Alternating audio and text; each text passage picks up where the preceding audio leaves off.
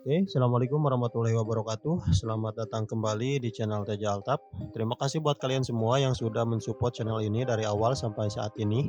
Dan buat kalian yang baru pertama kali nonton channel ini, jangan lupa di subscribe terlebih dahulu channel ini supaya channel ini terus berkembang. Pada kesempatan kali ini, saya akan membahas tentang Smart Object pada aplikasi Photoshop. Untuk teman-teman yang sering mengoperasikan Photoshop, pasti sudah tidak asing dengan istilah tersebut.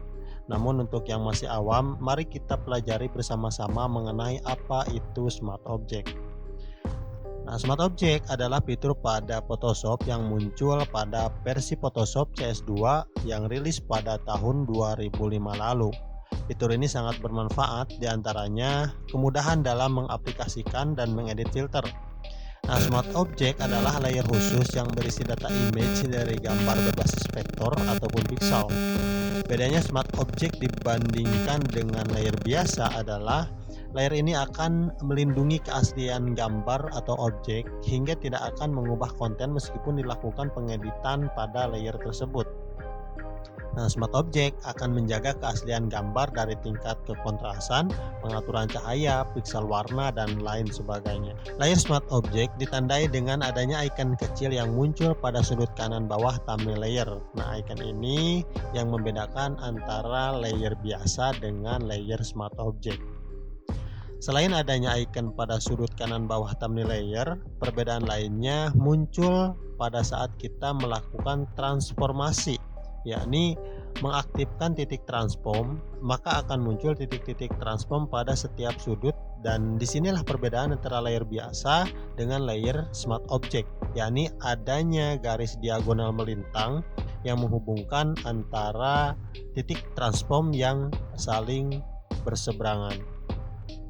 Oke, kemudian bagaimana cara membuat Smart Object-nya? Dan di sini saya akan menggunakan dua cara. Oke, yang pertama, di sini saya akan buka file atau open file, dan file tersebut akan langsung menjadi Smart Object. Oke, caranya kalian buka aplikasi Photoshop-nya, kemudian kalian pilih file, dan di sini ada open as Smart Object.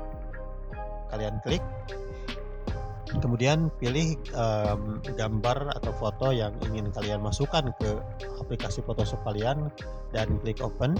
Nah, maka setelah terbuka seperti ini, setelah masuk gambarnya ke aplikasi Photoshop kalian, di sini layernya langsung membentuk layer Smart Object seperti ini.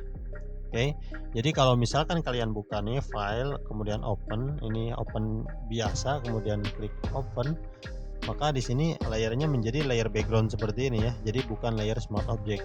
Tapi kemudian ketika kita masukkan filenya menggunakan open as Smart Object, maka layernya otomatis menjadi layer Smart Object seperti itu. Lalu kemudian cara kedua, ketika kita mempunyai layer biasa di sini, di dalam sini, misalnya sini saya akan duplikat terlebih dahulu layernya, atau saya pilih gambar yang tadi aja ya.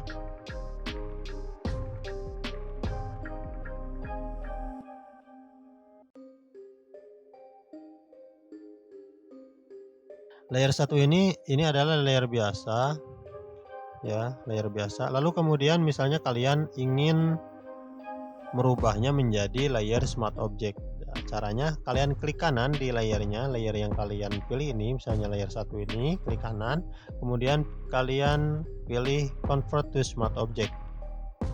Nah, maka layer satu ini menjadi layer Smart Object seperti itu ya, cukup mudah.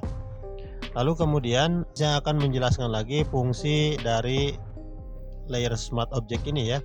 Oke, yang pertama adalah menjaga kualitas gambar. Oke, saya contohkan. Misalnya, oke, ini kita hapus dulu deh. Ini kita klik kanan, kemudian kita duplikat layer. Oke. Bentar, salah. Klik kanan, duplikat ya, tadi delete. Oke. Nah, ini saya akan ubah menjadi layer biasa.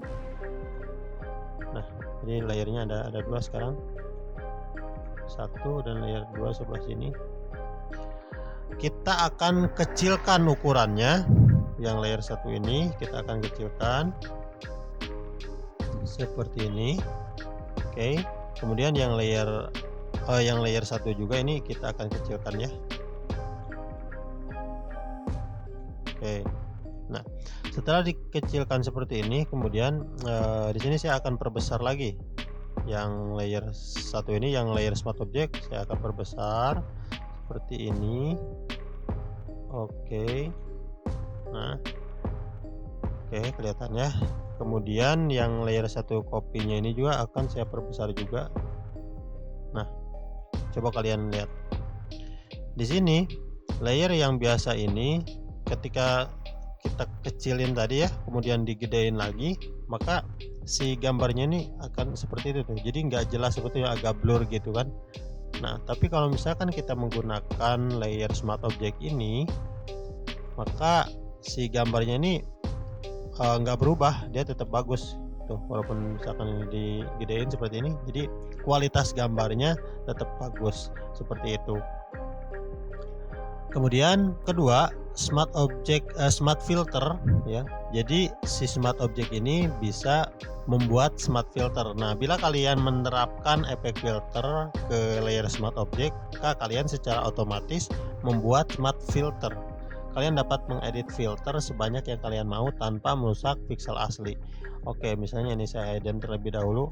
Nah, si layer 1 ini akan saya kasih filter. Layer 1 ini akan saya kasih filter ya. Pergi ke filter di atas ini, kemudian misalnya saya kasih filter blur aja deh ya. Blur, Gaussian blur misalnya. Nah, kita kasih blurnya contoh segini ya. Oke, 8. Oke.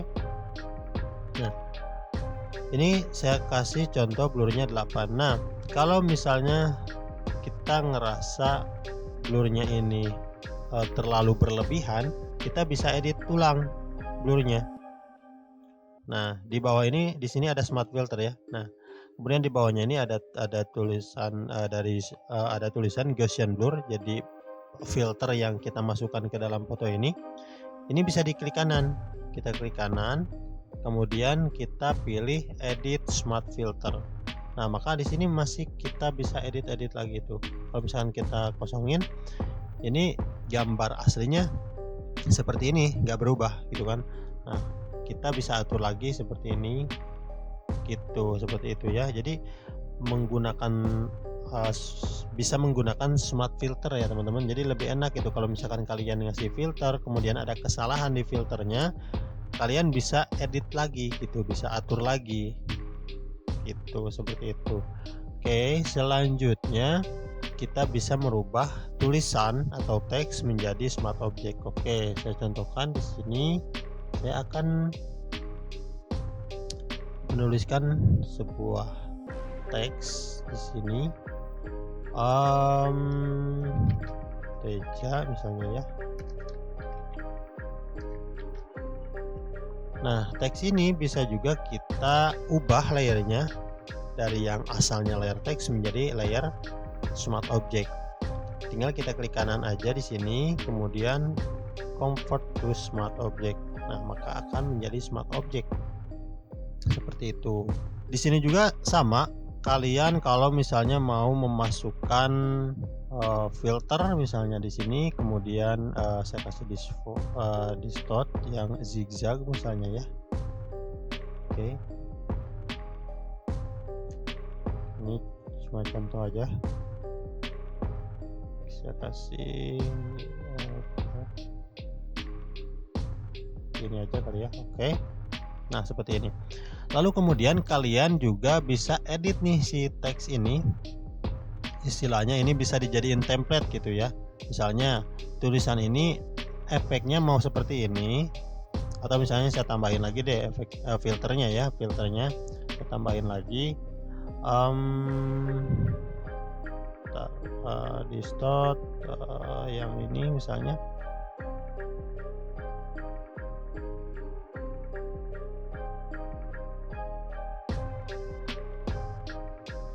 Nah, seperti itulah ya, misalnya ini cuma buat contoh doang.